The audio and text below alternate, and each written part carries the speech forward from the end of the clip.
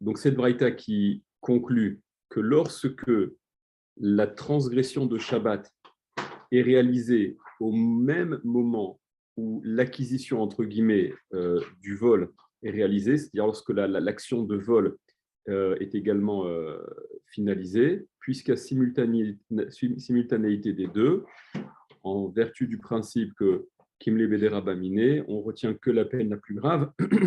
Donc, au regard du vol, de l'objet qui a été volé, la braïta que rapportait Rav Bibi Barabaye conclut et dit patour. Il est patour de rendre l'objet sans préciser si l'objet a été abîmé ou s'il est tout aussi disponible qu'il ne l'était au début. Et pour autant, il est patour. Donc ça semble indiquer un ptour, une dispense totale, absolue, contrairement à ce que Rava voulait dire, que le ptour n'était signifié que lorsque l'objet n'était plus récupérable en l'état.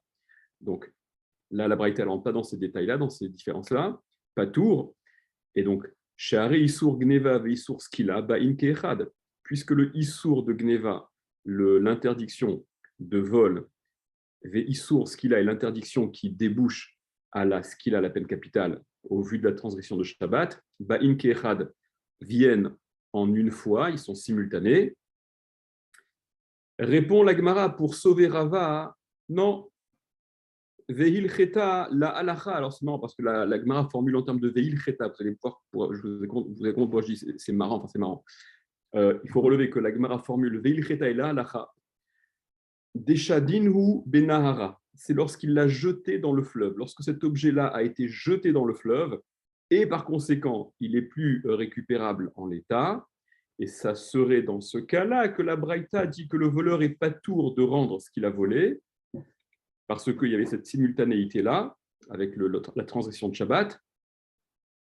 Mais si l'objet était physiquement présent dans son intégrité, évidemment qu'il aurait dû rendre cet objet. Bon, il y a la question que les Mefarshim relèvent et dont qui est débattue, c'est que c'est un peu compliqué à comprendre cette opinion de Rava.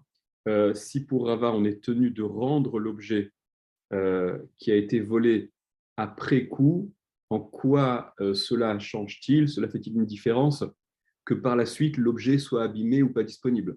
On serait tenu de le rendre, et si on n'est pas capable de le rendre dans son intégrité physique, eh ben on paye, comme c'est le cas de n'importe quel vol où on n'est pas en mesure de rendre l'objet volé. Continuons. Rava, donc on est 6 lignes avant la fin. Rava, Igne voulait dire Matarta. Rava, on lui a volé, il a été victime lui-même d'un vol de béliers, de moutons. Il a été lui-même victime d'un type Baba Marteret qui a fracturé donc son mur et qui a volé du bétail à lui. Adrinou Nihale, et le voleur lui a rendu ces animaux qui lui avaient volé. Vélo Kablinou, et il ne les a pas acceptés, il ne les a pas reçus, il n'a pas accepté de les recevoir. Rava. Ah, mais pourtant, Rava, toi, tu dis que quand ils sont dans leur intégrité physique, il faut les récupérer. Amar, il a dit, Ho il venafak mi poumé des Rav, puisque c'est sorti de la bouche de Rav, c'est-à-dire que Rav a dit, puisque Rav a dit que le voleur acquiert ce qu'il vole par sa vie, puisque lorsqu'il vole, il est en situation de chiyuv mita. Vous vous souvenez, c'est à partir de quoi toute l'histoire commençait. Puisque d'après Rav, le voleur, Rav, il disait Bedamim Kananu, avec sa vie, en étant en situation de chiyuv mita, alors ça exclut son obligation qui est d'ordre financier, et donc il acquiert, et pour Rav, c'était il acquiert de façon définitive. Et donc Rava, qui lui disait, OK, ça fait sens quand l'objet n'est pas récupérable, il a été abîmé, il a été perdu, etc. Mais si l'objet est toujours présent, évidemment qu'il faut le rendre, comme on avait dit par rapport à la situation de dépositaire, etc. Mais pour autant, Rava lui-même, quand il a été concerné, il a été lui-même victime de cette histoire, il n'a pas accepté que le voleur lui rende ce qu'il lui avait volé au il venafak mi poumé des Rav, puisque c'est sorti de la bouche de Rav qui avait dit que dans un tel cas, le propriétaire initial, il est destitué de sa propriété. C'est le voleur qui a acquis en contrepartie de sa vie qui était, qui était de son statut de Chayav Mita.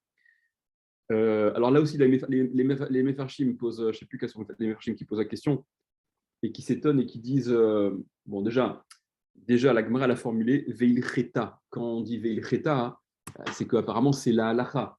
Donc la halacha, elle va dans le sens de Rava. Et à part ça, même si Rava, il veut faire une forme de khumra et s'en tenir aux propos de Rav, mais vis-à-vis de ces voleurs, même si Meikar a dit, même si d'après la stricte halacha, ils ne sont pas tenus de rendre l'objet volé, ok, en vertu de ce que Rav a expliqué, etc. Mais il y a quand même une obligation bidé shamaim vis-à-vis du ciel. Il y a une différence à faire, parce qu'il y a une Gemara qui ramène dans la Gemara dans Baba Kama, au tout début du Pérec à Konès, rapporte différents cas où il y a un distinguo qui est à faire justement entre des cas où on n'est pas tour Bédiné Adam, d'après les règles du tribunal terrestre, mais où on est chayav midine shamaim, où on est chayav au regard du ciel, vis-à-vis, c'est-à-dire avec un niveau d'exigence un petit peu plus important, Bédiné shamaim, les règles du ciel, Bédine céleste, on va dire quelque chose comme ça, où on est chayav. Donc, même quand tu es dispensé, on ne peut pas, Bédine terrestre, t'imposer de faire certaines choses. La Gemara dans Baba Kama, là-bas, il est essentiellement question de cas de drama où le préjudice il est causé de façon indirecte, pas vraiment directe. Enfin bref, c'est tout à souga. Mais quoi qu'il en soit, il y a cette notion-là de distinction qui existe dans certains cas où Bédiné Adam, je suis pas tour, donc c'est ce que Rav dit au sujet de ce voleur-là, mais Bédiné Shamaïm, vis-à-vis du ciel, je suis quand même tenu. Donc, pourquoi Rava a refusé et de cette façon-là empêcher que le voleur ne puisse s'acquitter Bédiné Shamaïm? D'accord, c'est aussi une question qui est soulevée. Je voulais aussi vous refaire remarquer que cette expression-là, Rohil venafak mi poumé des raves, cette expression-là, Rohil venafak mi poumé, puisque c'est sorti de la bouche, c'est qu'on voit souvent des agissements de grands maîtres comme ça, qui s'en tiennent à ce qui avait été dit. Alors là, c'est pas de façon anodine, parce que c'est une halakha, mais il y a parfois des choses qui, même de façon anodine, sont dites, et la Gemara, elle ramène au il venafat mi poumé de un tel, puisque c'est sorti de la bouche de tel maître, alors il se tenait à faire. On voit souvent. Il y a cette section dans la Gemara dans Souka, là, au sujet de. Je ne sais plus qui, il y a une marque loquette sur, par rapport au Hadas. Nous, on fait le Hadas Meshoulash, il faut qu'il y ait 3 feuilles au niveau de la même circonférence de la tige, mais je ne sais plus qui avait dit 2 et 1. Et donc, il y a un des maîtres là-bas qui dit oh, il venafak mi poumé, je crois que c'est Rav Kahana. Oh, il venafak mi poumé des Rav Kahana, puisque c'est sorti de la bouche de Rav Kahana, alors il faisait le Hadas comme il dit Rav Kahana, ce qui semble être moins bien finalement que les 3 sur la même circonférence. Il y a l'histoire que David, tu connais par cœur évidemment, dans la Gemara d'Amsachim. La Gemara d'Amsachim. Eh oui. Ah, presque. C'est-à-dire que il y a la Gemara demande c'est quoi les 2 mets qu'il faut consommer à Pessah. Il y a 2 mets à Pessah, le sort de Pessah qu'il faut consommer. Nous, on explose les compteurs, évidemment, on ne se limite pas à 2 mets. Et il y a Ravuna qui dit Kegon, Urza, Vesilka, par exemple, du riz et des épinards. Et la Gemara dit Rava, donc ouais, tiens, c'est le Rava dont on ici. Rava, il s'employait chaque année à manger d'Afka, du riz et des épinards à Pessah, au il venafak mipoumé des Ravuna, puisque c'était sorti de la bouche de Ravuna. Donc, on ne prend pas la légère, voilà, ce qui est dit par les grands maîtres, etc. Bon, c'est juste une petite remarque en passant. Venons, on continue la Gemara. Allez, je voudrais qu'on aille vite parce que ce n'est pas super passionnant, là, cette Sugia-là, et c'est celles qui arrivent qui sont beaucoup plus intéressantes. Tanoura Banan, on a enseigné. Alors d'abord, je vais vous lire le passouk dans le contexte de la Torah pour comprendre un peu mieux ce dont il est question, au sujet de cette halakha de Abba Bamar Keret. Donc la Torah dit, c'est dans Parashat Mishpatim, ça vous le savez, c'est le début du Perek Chavbet. Im Bamar Teret imatse aganav, Si dans la martérette, donc il est dans sa, voilà, il est dans son, dans le feu d'action, il est dans cette effraction-là, et c'est à ce moment-là que Imatse Ganav, il est trouvé le Ganav, le voleur. Vehuka, il sera frappé. Uka, c'est synonyme de tuer dans la Torah souvent. Vamet, et il mourra. Voilà, là, il n'y a pas d'ambiguïté. Enlo damim, il n'a pas de sang, il n'a pas de vie. Il est en situation de chiyuv mita. Ok, c'est le passouk, vous l'avez, gardez le passouk en tête. Imba marteret imatse aganav. Donc, si dans ce conduit, dans cette effraction, il est en train de fracturer le mur, etc., il s'introduit donc chez la personne qu'il veut voler. Si c'est dans cette situation-là qu'il est trouvé, Veuka va mettre, il sera frappé et tué. Enlo damim, on peut en tout cas donc le tuer en prévention. Enlo damim, il n'a pas de vie, il est chavita. Pasouk qui suit. Imzarra Hashemesh alav. Si le soleil a brillé sur lui, damim lo. Alors là, damim lo, il a une vie, il n'est pas chayav mita, on ne peut pas le tuer avec cette légitime défense préventive. Shalem, Yeshalem, d'accord, donc il paiera ce qu'il a volé, etc. Et la suite, ok, la suite. Alors, l'Agmara, regardez, l'Agmara va s'intéresser à cette formulation Tanou Rabanan. Donc, on est dans une braïta. En lo damim, c'est la fin du premier pasouk. S'il est trouvé dans cette fraction-là, donc il sera tué. En lo damim, il peut être tué. En lo damim, il est chayav mita. Le pasouk qui suit, imzachra hashemesh alav, mais si le soleil s'est levé, brille sur lui, la Gemara s'étonne de cette formulation-là.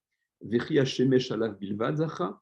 Est-ce que le soleil brille sur lui seulement? C'est quoi ça? Si le soleil brille sur lui, si le soleil l'éclaire. Voilà. Est-ce que le soleil il brille que sur lui? Il est dans le. C'est quoi? C'est une scène de one-man show où il y a le projecteur qui n'éclaire que lui et les autres restent dans l'obscurité. Ça veut dire s'il fait jour. Chazak.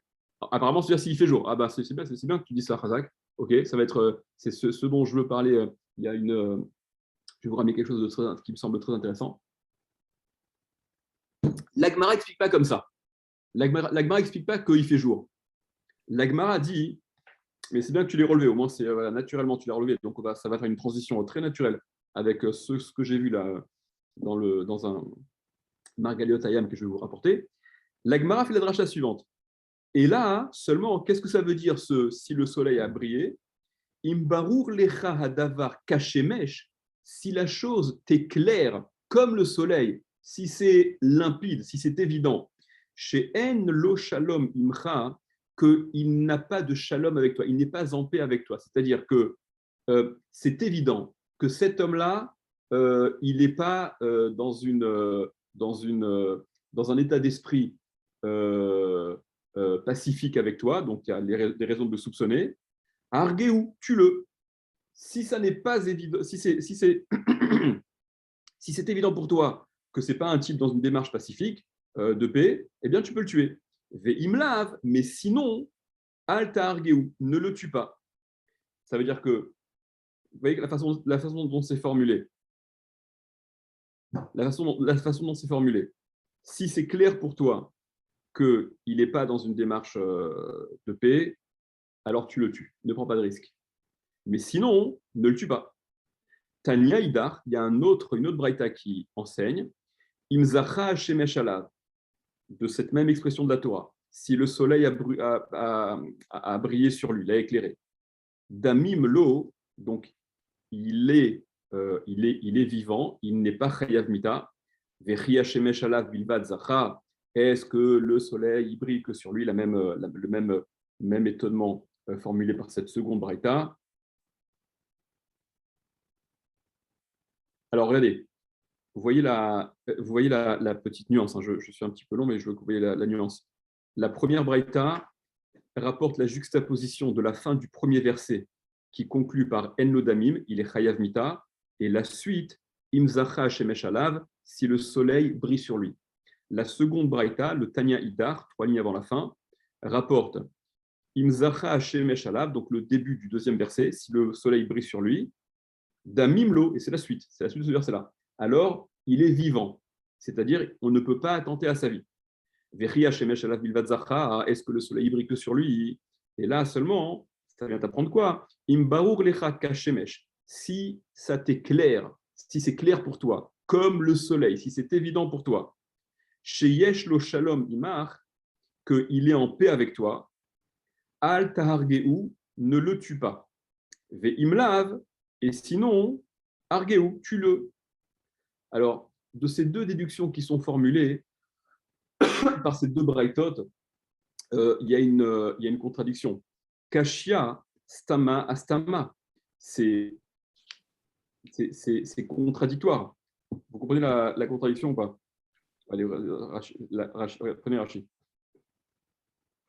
Tanoura Banan, donc 4 lignes avant la fin de Rashi. Tanoura Banan, on a enseigné. En lodami, il n'a pas de sang, il est chayav mita, et la suite, le passo qui suit, imzacha, et si le soleil a brillé, etc. Et là, im barur lechak adavar kashemesh, chez en lo shalom imcha, si ça veut dire que si c'est évident pour toi qu'il n'est pas en situation, il n'est pas disposé, il n'est pas en situation de shalom avec toi, argeu, tue-le, etc.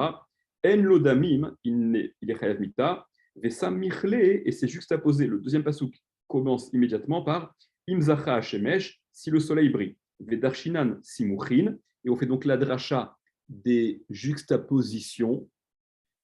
Et matai mutar leorgo, quand est-il permis de le tuer? Bisman chez Hashemesh zacha alav, lorsque le soleil brille sur lui, kelomar, c'est-à-dire chez Barour lecha, qu'il était clair, que c'est évident pour toi, chez Leorgecha ba, qu'il est venu pour te tuer. Imta amod kenegdo, si tu t'opposes à lui, aval misafek alta argeu, mais dans un cas de doute, ne le tue pas. Vetania idar, et l'autre braïta, imzacha Hashemesh alav, damimlo, si le soleil brille sur lui, alors il est vivant, il n'est pas chayav mita. Et matai asur leorgo, quand est-il interdit de le tuer? Bisman shezachal hashemesh alav, lorsque le soleil brille sur lui, kelomar, c'est-à-dire chez barura davar lecha, que la chose est évidente pour toi, keor, comme la lumière, chez urachmani alecha, qu'il aura pitié de toi, qu'il n'en viendra pas à te tuer, ce voleur, va filou ataomet kenegdo, quand bien même tu te dresserais devant lui, tu te tiendrais devant lui, leatin mamoncha, pour sauver ton argent, miyado, donc de sa main, de son entreprise de vol. Donc, le yargecha, que même dans un cas comme ça, il ne te tuera pas. Ve imlav, mais sinon, chez Sfeka ou Lecha, que c'est une situation de doute, tu n'es pas sûr, Hargeu, eh bien là, tue-le. Kashiana Adade, donc c'est une contradiction. Une fois, on te dit, tu ne peux le tuer que si c'est sûr et certain qu'il n'est pas en paix avec toi. Et une fois, on te dit, si tu n'es pas sûr et certain qu'il ne va pas te tuer, alors là, tu n'es pas sûr et certain, il faut le tuer. Donc, alors, c'est quoi le niveau d'exigence de la certitude? Opposition de ces deux braïtot. On tourne la page. La Gemara dit Lokashia. Ce n'est pas contradictoire. Kan be'av ala ben, kan be'ven ala av. Ici, on parle d'un cas, le père sur le fils, le père qui viendrait cambrioler le fils. Kan be'ben ala av. Ici, le fils sur le père. C'est-à-dire, prenez Rachi encore, tout en haut, Avaba Alaben, le père qui vient sur le fils, donc le père qui vient cambrioler le fils. Des martéret, donc dans cette martéret-là, dans cette effraction-là. Misafek, dans le doute, tu sais pas, tu as un doute, Aliargehu Beno, son fils ne pourra pas le tuer, Devadai Rachmea Aval Beno, parce qu'il est évident, il y a une présomption que le père a pitié de son fils et qu'il ne le tuera pas. Vafilu Matsin Mamono, même si le fils s'oppose et empêche le père, qui est le voleur, empêche de le voler, le yargeu, il ne le tuera pas de toute manière, il n'aura pas une réaction de voleur normale, le père, il car par conséquent, damimlo, il est pas chayav mita, il a une vie, sa vie doit être respectée, ad sheivada lecha kashemesh, jusqu'à ce qu'il te soit évident comme le soleil, comme la lumière du soleil, sheu achzari alecha veson acha, qu'il est, dans les mots, achzari alecha, cruel vis-à-vis de toi, veson acha, qu'il te déteste. D'accord? Bonjour la famille sympathique, ok?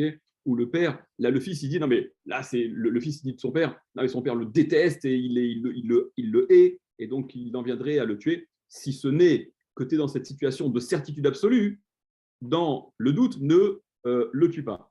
Et le cas inverse, Ben à la Have, le fils qui viendrait cambrioler le père, Kol Sheken Inish de Alma, dit Rashi, et à plus forte raison, un homme de n'importe qui.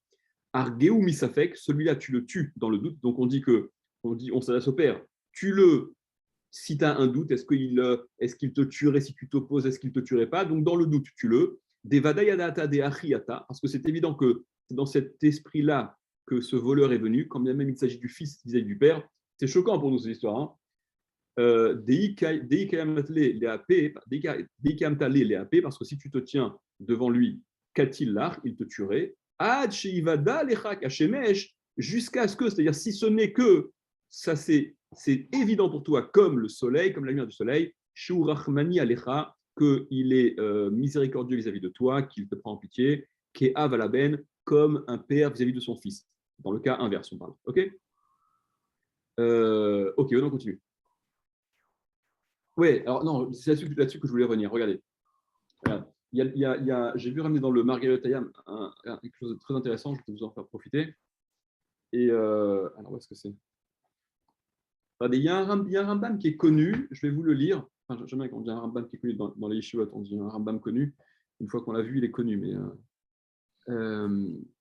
regardez, il y a le Rambam, et donc c'est très bien que tu aies relevé là, juste avant. Voilà, que c'est le jour. Regarde ce que c'est le Rambam. Le Rambam, il écrit donc dans Ilchot Gneva, Perektet Alachazain. Ababa Marteret, celui qui vient dans la Marteret, donc le voleur qui est dans cette dynamique d'effraction. Ben Bayom, Ben Bayom, Ben Balayla, que ce soit le jour ou la nuit. En Lodamim, il n'a pas de sang, il est Chayav Mita. Et là, Imargo Balabait au Shara Adam, donc voilà. Et donc, si le Balabait ou même un autre homme le tue, ils sont pas tours, etc.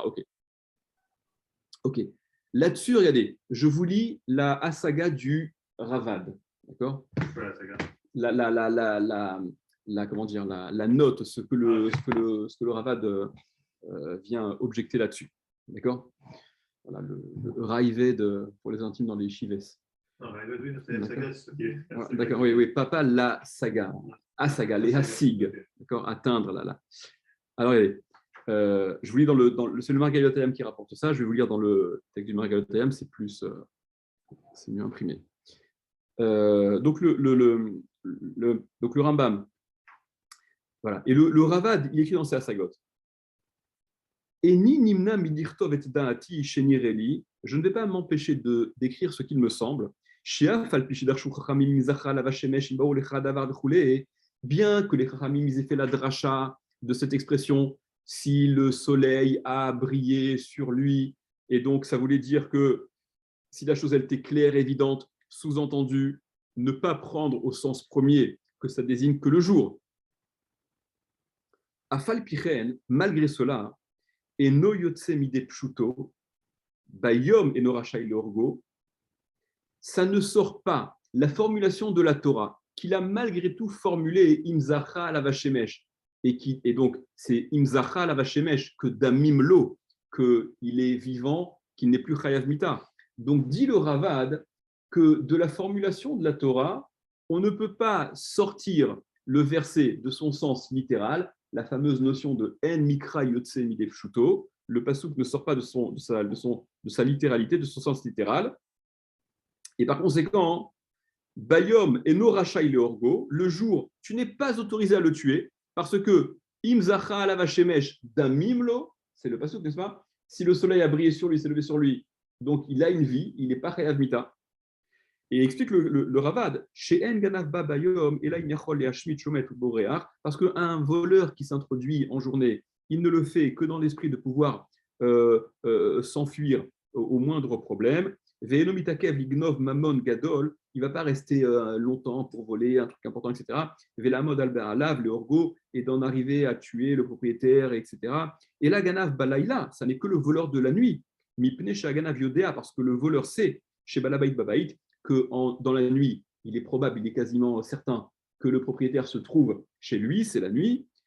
Asbalaharo Goliareg, et donc il est dans un état d'esprit, si il y a une confrontation, j'irai jusqu'à voler le propriétaire, d'accord, ce sera lui ou moi.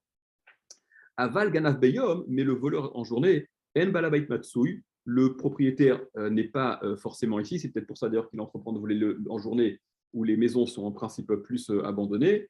Mais chez Mouta Alma ou Bechayer, voilà.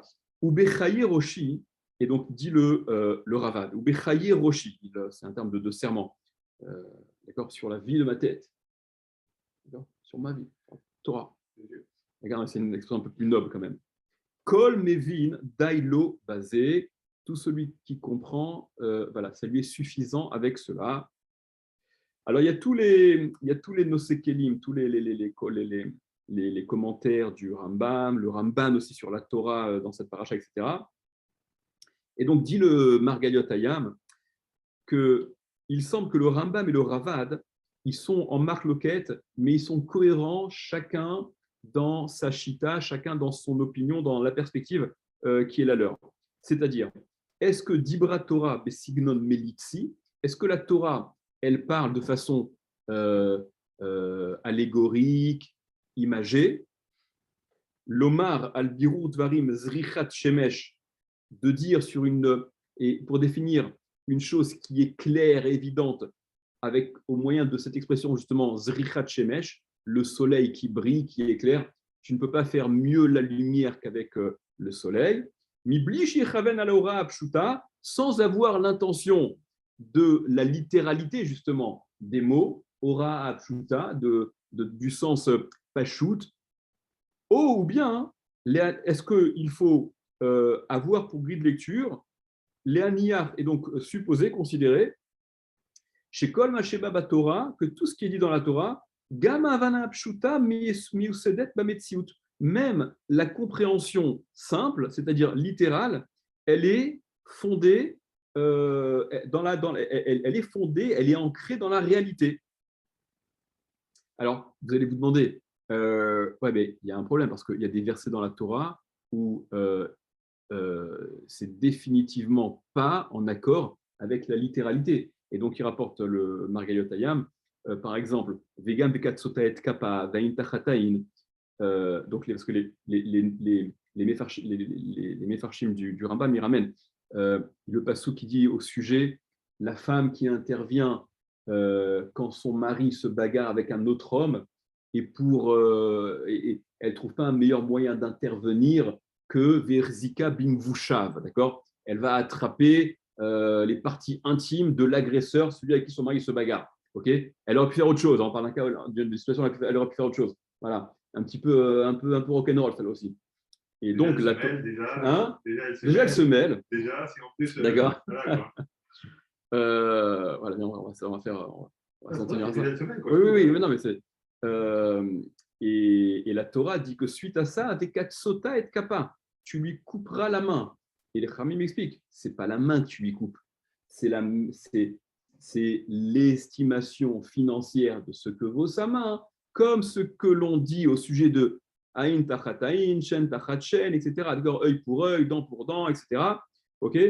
Donc même ces versets-là, Yesh metziut beoraat advarim, vous allez dire, mais ils ne sont absolument pas ancrés dans la réalité, ces versets-là, puisqu'on les explique au contraire. Et les Chachamim, ils le disent et ils insistent. Parce que même le Rambam, dans sa Akdama, il ramène l'histoire de Aïn Tachataïn, etc., pour bien insister que c'est la grille de lecture Torah chez Béalpé qui définit le vrai sens, etc. Ok. Bon, pour le Rambam, c'est évident, puisque pour lui, c'est Melitzi, pour lui, c'est allégorique. Donc pour le Rambam, ça ne pose pas de problème. Mais le Raïved, le Ravad, qui lui dit qu'il faut s'en tenir au sens Midé Pshuto, comment il s'arrange avec ça? Eh bien, en réalité, c'est qu'il y a aussi ces cas-là, ils peuvent aussi être ancrés dans la Metsiout, Kefib Shatam, selon leur sens littéral. Comment? Be'oraat Sha'a, dans des prescriptions qui sont ponctuelles. C'est-à-dire qu'il y a cette notion parfois qu'on voit dans la Gemara, ce qu'on appelle Oraat Sha'a. Oraat Sha'a, c'est une halakha que les chachamim vont décider, mais qui n'est pas en accord avec les halakha, mais qui est ponctuellement ce qu'ils estiment nécessaire de faire. Ça voudrait dire qu'il y a une espèce de marge de manœuvre que, dans un cas, pour les raisons que les chachamim estimeraient être valables, on s'en tiendra à cette littéralité du pasouk, qui n'est donc pas, semble-t-il, je mets entre guillemets, la kavana, l'intention de la Torah, ok. Quoi qu'il en soit, il y a donc cette potentialité-là de s'en tenir à la littéralité, d'accord? Donc les kiyou et les aînés, les shmouté et ver, de lui crever l'œil ou de lui couper un membre, etc. Vechadome, Veramza basé à Torah, chez Rachai Bedin Laanosh, chez Lominadin. Et la Torah, de façon allusive, elle fait même savoir que le Bedin est en effet autorisé, parfois, à appliquer une sentence qui n'est pas Minadin, qui ne correspond pas à la halakha. Ok. Nanana, nanana. Voilà. Et donc, poursuit le Margaliot Ayam. Je continue ainsi, c'est intéressant. Donc, il rapporte qu'il avait déjà. Voilà, comme il avait rapporté au sujet d'une marloquette entre le Rambam et le Ravad dans Ilchot Melachim, dans Ilchot Melachim, lorsqu'il est question du Mashiach, le Rambam écrit sur le Mashiach là-bas, et le Rambam, vous connaissez ça, le Rambam, il est posek. Enfin, il est posek. On ne peut pas parler de psak halacha pour des choses. Comment dire ça, c'est de l'ordre du factuel, ce qu'il en sera. En tout cas, le Rambam pense, c'est ce qu'il écrit, selon l'opinion de Shmuel, dans la Gemara, c'est l'opinion de Shmuel, qui dit Alia alia la lev, shigimot amashiach, yevutal davar biminago shel olam, ne viens pas croire qu'à l'époque du Mashiach, yevutal davar biminago shel olam, sera annulé, disparaîtront les choses habituelles du monde, o yeshum chidush bemaase bereshit, ou qu'il y aura une nouveauté dans la création, et là, mais olam keminago noheg, le monde il continuera comme il est aujourd'hui. Ça casse un peu les mythes. Hein. Nous, on est, Mashiach viendra, ça va être fantasmagorique, ça va être, on va tous être des super-héros, d'accord. On sera tous les Avengers avec des pouvoirs et des trucs, etc. Le Rambam, il dit. C'est peut-être une forme de. C'est peut-être une forme de maturité qu'on acquiert, je ne sais pas. D'accord. Mais bon. Mais en tout cas, dans la pensée populaire, maintenant c'est ce que dit le Rambam, peut-être que le Rambam se trompe, d'accord. C'est l'opinion de... Non, on ne sait pas. C'est ce que dit Shmuel. Tout le monde n'est pas d'accord. Et d'ailleurs, j'avais eu l'occasion de vous dire qu'on peut remarquer que ça, c'est marrant parce que Shmuel, dans la Gemara, c'est souvent le rationaliste qui casse un peu les mythes, quoi. Au sujet du Mashiach, c'est celui qui, voilà, Olam keminago noeg, le monde comme son minag, normal, ça ne change pas. Au sujet du Haïnara, la Gemara que vous connaissez tous, il y a Rav qui dit, dans ce cimetière-là, 99% des morts, ils sont morts à cause du Haïnara, d'accord. Et Shmuel qui dit aucun raps, c'est pas histoire, d'accord. Et nous, on ne connaît que la version de Rav. Ok. Shmuel, c'est celui qui... Alors, le Rambam qui écrit ça, il dit il est confronté à des psukim qui, à première vue, sont embêtants. Parce qu'il y a marqué dans Yeshaya, par exemple, Vegar Zeev im Keves, le loup vivra avec le mouton, l'agneau, Venamer im Gedi, et la panthère avec le chevreau. Irbat, ils iront paître ensemble, etc. Dit le Rambam, Mashal vechida, c'est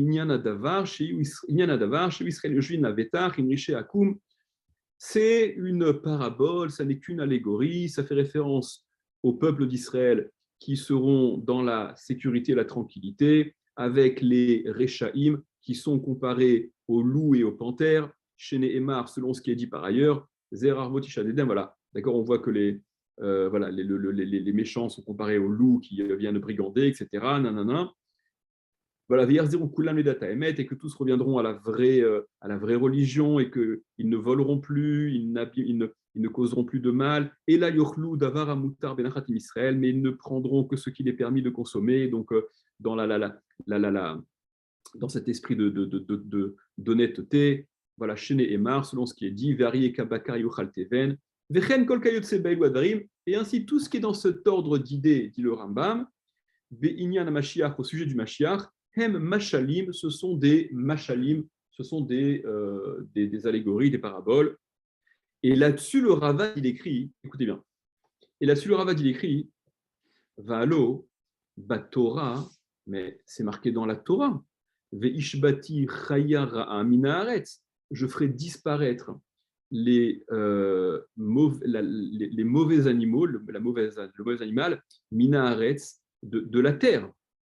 Ça veut dire que le Ravad, il est en train de dire comment tu peux dire que c'est de la de la parabole, mais c'est marqué dans la Torah. Je ferai disparaître l'animal méchant, c'est marqué. Donc, l'animal féroce, etc., ça n'existera plus. Il n'y aura pas d'animal sauvage, d'animal truc.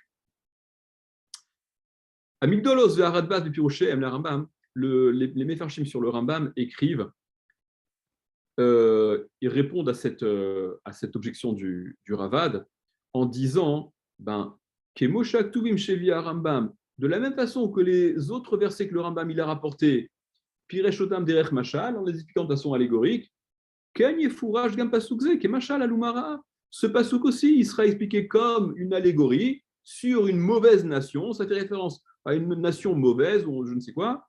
D'accord, c'est ce qu'écrivent les Mefarshim.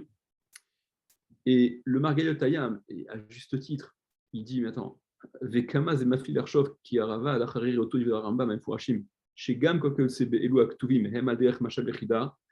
Mais attends, le Ravad, il n'a pas vu que le Rambam a écrit ça. Quand le Rambam a écrit, et ainsi en est-il de tous les autres versets qui iraient dans ce sens, qui doivent donc être interprétés de façon allégorique, etc. Il n'a pas vu le Ravad. Pourquoi il ramène ce passou comme s'il avait fait la découverte du siècle? Ah, mais c'est marqué. Ok, c'est marqué ça. Il n'est pas pire que le loup et le mouton vivront ensemble et la panthère avec, avec le chevreau, ils iront. Il y a quoi de plus? Donc, dit le Aval Behemet, dit le Margaret, Aval Behemet, mais Behemet, Yesh Beze Shitam Yochedet Behevet, il y a quelque chose de particulier.